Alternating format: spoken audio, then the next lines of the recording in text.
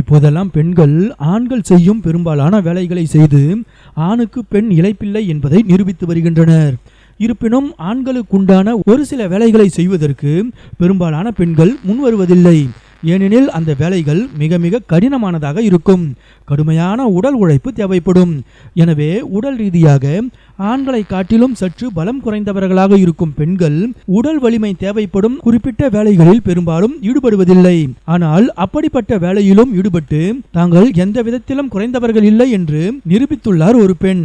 உத்தரப்பிரதேசத்தில் தெருவோர இரும்பு கடை ஒன்றில் சாலையோர இரும்படிக்கும் பட்டறை ஒன்றில் பெண் ஒருவர் தனது முழு பலத்தையும் திரட்டி இரும்பை மாங்கு மாங்கு என அடிப்பதை பார்த்து அவ்வழியாக போன சில ஆண்களே ஆச்சரியத்துடன் நின்று பார்ப்பதை இந்த வீடியோவில் பார்க்க முடிகிறது.